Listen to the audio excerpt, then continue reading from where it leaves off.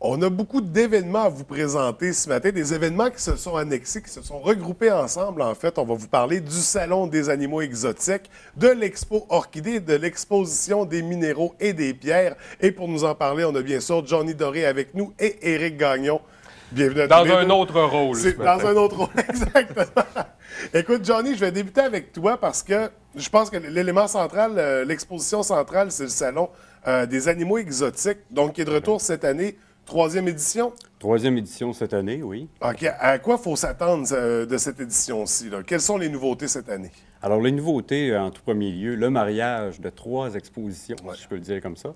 Alors, le Salon des animaux exotiques, l'exposition Orchidée 2014 et une exposition de pierres et minéraux. Alors, c'est vraiment d'avoir annexé, comme ça, on avait annexé 3 expositions dans le but d'offrir finalement davantage de diversité. Qu'est-ce qui a poussé justement cette union-là? À quel moment vous êtes assis tous ensemble, vous avez dit on fait un méga événement de ces 3 événements-là? En fait, c'est de sa faute. Hein? OK. Oui, c'est de sa faute. C'est une bonne idée, mais c'est de sa faute. C'est Johnny qui nous a approchés en disant « Écoute, ça vous intéresserait-tu? On fait ça la fin de semaine de la Fête des Mères à l'Aréna de l'UQAC. Ça vous intéresserait-tu de vous joindre à nous autres? » Au début, c'est pas clair dans ta tête, mais après ça, oui, le lien exotique, animaux exotiques, orchidées, pierres, ça se fait quand même assez facilement. Il y a comme une logique dans l'affaire, là. Ouais. Puis on est super content de se joindre à eux autres là, pour cet événement-là. Fait qu'on tombe un peu dans un écosystème, dans un milieu naturel puis donc qui réunit la faune, la flore et les minéraux. C'est les 3 éléments principaux, les 3 éléments de base. Donc une belle collaboration. Comment ça va se présenter justement tout ça? Est-ce que c'est trois expositions, une à côté de l'autre, ou c'est vraiment tout mélangé dans un même lieu d'exposition? Ça va être un maelstrom, un amalgame, si on veut, d'exposition. Les gens vont rentrer finalement dans l'aréna de l'UQAC. Oui. Et tout de suite en rentrant, vous rentrez dans le Salon des animaux exotiques. En plein centre, nous allons retrouver une quinzaine d'exposants, je crois, des orchidées. Et un peu partout, là, vous allez pouvoir évidemment contempler là, des pierres et des minéraux d'un peu partout également. Ça fait qu'on participe à tout en même temps. Là. C'est pas on fait lui en premier. On n'est pas lui en dans deuxième. 3 lieux C'est différents. ça. C'est que tout est au même endroit. C'est tout dans l'aréna complètement. Puis ce qui est intéressant à l'aréna, en plus, quand on entre, c'est qu'on traverse une espèce de grande mezzanine avant de descendre. Et on a une vue d'ensemble sur tout le salon. Donc, c'est facile déjà de voir là, tout ce qu'on peut voir, tout ce qui va pouvoir être vu quand on va arriver sur la glace, finalement. Avec parce que tous tout se ces passe sur la glace. éléments-là, ça va créer un paysage, j'imagine. Ouais, ça va ça va être très donner joli, une je pense. forme assez intéressante. Donc, une belle collaboration, un beau lien qui s'est créé entre 3 beaux événements majeurs. On disait Salon des animaux exotiques, 3e édition. Pour l'Expo Orchidée, on parle... 25e édition. 25e Oui, édition. la première exposition du Club des orchidophiles Saguenay-Lac-Saint-Jean il y a en 1989. Et donc, cette année, c'est le 25e. Donc, l'occasion était quand même belle.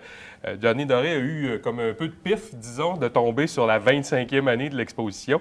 Et on a décidé de faire ça en grande. Nous, c'est une exposition provinciale. On a les gens de Montréal, des orchidophiles de Montréal, de Québec, des plantes du Jardin botanique de Montréal aussi qui vont être là, des gens d'Ottawa qui vont venir participer à ce salon.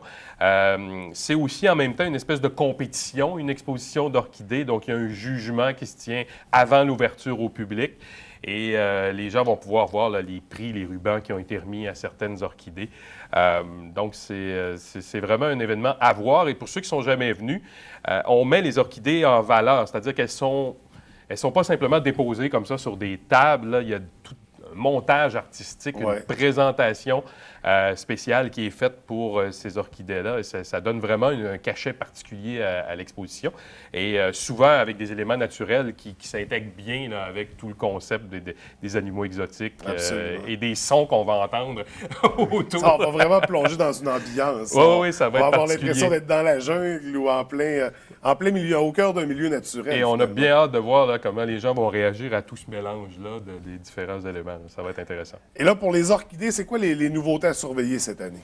Bien, en fait, comme je disais, c'est probablement la plus grosse exposition qu'on a fait depuis très longtemps. Je ne dis pas qu'on n'en a jamais eu de grosses, mais cette année, c'est vraiment une des plus grosses. On s'est assuré la participation de tous les exposants, tous les clubs de la province, y compris ceux d'Ottawa, qui sont de l'Ontario.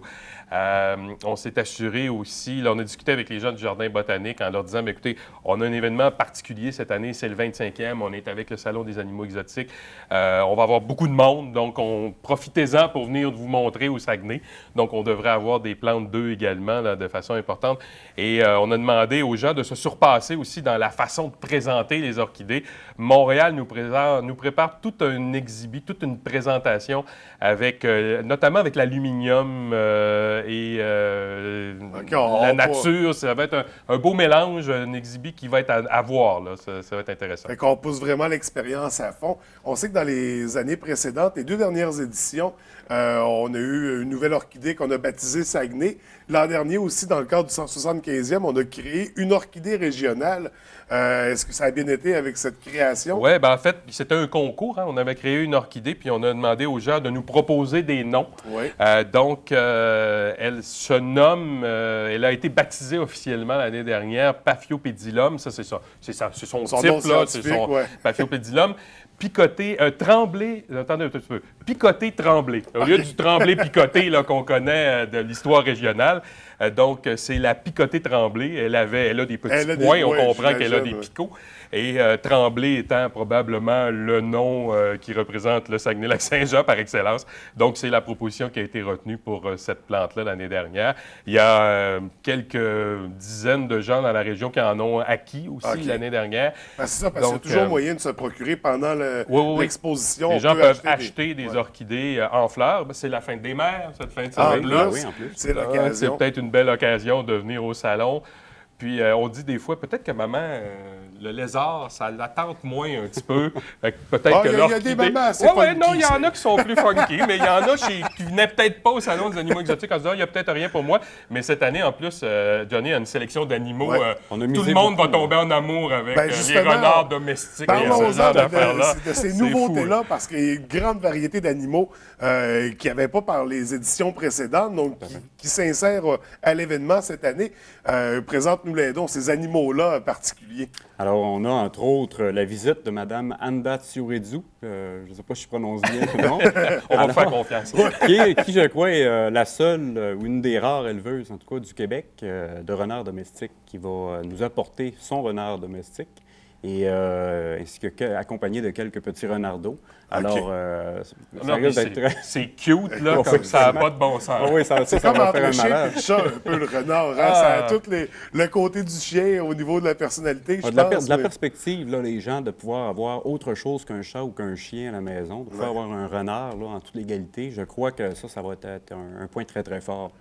On a également la visite cette année de Émilie Maranda, qui est une éleveuse de Phallinger. Qu'est-ce qu'un Phallinger? Oui. C'est un marsupial, au même titre qu'un kangourou, qu'un koala, mais c'est un marsupial qu'on peut posséder à la maison. OK. Alors, qui est légal également. Donc, il y a beaucoup de choses à savoir, par contre. Ça ressemble à quoi? Une espèce de gros écureuil volant ou quelque chose comme ça? Oui, c'est un animal assez étrange. Un peu bizarre. Qui produit d'ailleurs des sons très étranges également. Et c'est ça. Alors, c'est un animal qui peut planer aussi. Qui peut, littéralement, là, comme c'est ça, donc, comme tu disais, qui ressemble à l'écureuil volant un peu. Ouais. Et, oui, et les gens, là, vraiment manifestent un intérêt particulier pour cet animal-là. Évidemment, tout ce qui est poilu, tout c'est un peu hors norme. C'est mignon, c'est... Tout à fait. On a également la participation accrue du zoo de Falardeau. Et évidemment, le zoo de Falardeau est très présent dans les médias, hein, on le sait bien. Donc, je lui ai demandé à M. Gagnon cette année s'il n'était pas possible d'avoir des animaux qu'on voyait moins souvent au zoo, que les gens, comme en hiver, par exemple, les primates, les gens n'y avaient pas accès, tout ça. Alors, pour ceux qui ne le savent pas, alors le zoo, maintenant, a des primates, alors beaucoup d'animaux exotiques. Et on pourra, entre autres, voir un macaque à queue de lion. OK. Alors, ça, c'est une espèce que moi, je ne connaissais même pas là, avant l'année dernière. Également, un babouin olive. Alors, ça, déjà, c'est très, très particulier. L'année dernière, nous avions eu, évidemment, un lémur, Oui. hein, la fameuse vedette Zoboomafo. Alors, les gens m'avaient demandé est-ce qu'il n'y aurait pas moyen de voir d'autres primates autres Et les primates, c'est des singes, hein, pour les gens qui se demandent à la maison de quoi on parle. Oui. Des fois, on oublie de spécifier. On en est un peu, nous aussi, des primates, là, mais c'est des singes. Famille d'animaux. C'est quand même spécial de voir agir ces animaux-là. On m'a parlé également d'un lynx aux Falardeau qui devrait nous apporter. Ça va être. Un lynx qui est originaire du Québec ou. Un lynx, oui, ça, c'est un lynx du Canada qui va être présenté.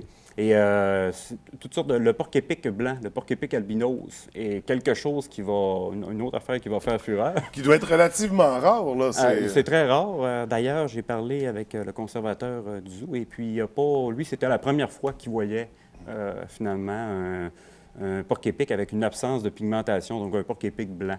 Alors ça va être un autre élément là, marquant probablement pour les gens, ceux qui n'ont jamais vu. Il a l'air tout gentil, on a le goût de le flatter presque. Là. Mais ça reste un porc-épic. Oui, ça reste un porc-épic. On fait attention. Donc, vraiment des belles nouveautés qui viennent s'insérer cette année. Au travers de tout ça, de ta spécialité, il y a toujours des insectes, j'imagine. Oui, c'est ça. Cette année, évidemment, il y a moins de présence au niveau des insectes. Des reptiles. Il fallait faire attention par rapport aux orchidées, j'imagine. Puis, non, il n'y a pas de lien, je pense pas. Mais on va avoir encore cette année Émilie Gaudry, qui, elle, que j'appelle la charmeuse de serpents. Oui. Alors, qui va être présente encore avec ses serpents, dont un là, qui fait 14 pieds. Alors qu'elle, c'est un serpent assez impressionnant. Très impressionnant. Et évidemment, elle vient avec des tortues. On a l'exotarium de Montréal là, au niveau des reptiles qui vont venir également avec un alligator. Bien, même l'année dernière, ils avaient amené le même alligator. Cette année, l'alligator a pris du volume. OK, là, il est rendu... On a, alors, c'est ça. Évidemment, un des rares, parce que ce qui nous distingue beaucoup là, au Salon des animaux exotiques, c'est qu'on innove beaucoup d'année en année. Très peu d'exposants de la première année se retrouvent, par exemple, cette année. Ouais. Alors, on change continuellement. Et puis, mais on ne vit pas la même expérience d'une année à l'autre. On plonge toujours dans un nouvel univers. C'est ça. C'est la vocation aussi pédagogique de l'événement. Ouais. Il n'y a pas de sollicitation commerciale de gens qui nous courent après et nous vendent plein de gogos, je vais appeler ça comme ça. Et alors, c'est ça. Il n'y a pas de frais également. Les gens, beaucoup de gens ne sont pas au courant de ça. Il n'y a pas de frais imposés aux exposants eux-mêmes, alors que dans tous les autres salons, un peu partout en Amérique du Nord, c'est le cas. Alors, c'est ça. Ça devient un beau lieu de rencontre puis de partage. Puis justement, j'imagine les exposants entre eux, au niveau des orchidées, autant au niveau des animaux, vivent une expérience aussi entre eux, ont l'occasion. Parce qu'on a des exposants, vous aussi, du côté des animaux exotiques, mais c'est des exposants de partout au Québec, en fait, qui viennent ici, dans la région. Là. Il y a de l'échange de trucs, de conseils. Moi, je fais ça comme ça. Puis au niveau des pierres et des minéraux, l'exposition, est-ce qu'on sait, on parle d'une combienième édition pour eux? Bien, en fait, il y avait eu, à un moment donné, à l'UQAC, ça s'appelait le Salon du monde minéral. Oui. Et puis, ils n'avaient pas repris le concept il y a 4 ou 5 ans, je crois. Alors, l'année dernière, comme ça, j'avais demandé à un exposant majeur, c'est un collectionneur de la région qui en a une quantité absolument... Et il a des pierres, là, de grosseur assez surprenante. Là, ouais. Et je lui avais demandé, je lui ai dit, est-ce qu'il y a possibilité, veux-tu t'intégrer finalement dans le Salon des animaux exotiques? J'étais pas certain. Est-ce que les gens allaient bien accueillir finalement la thématique? Parce que pierre et animaux, ça fait...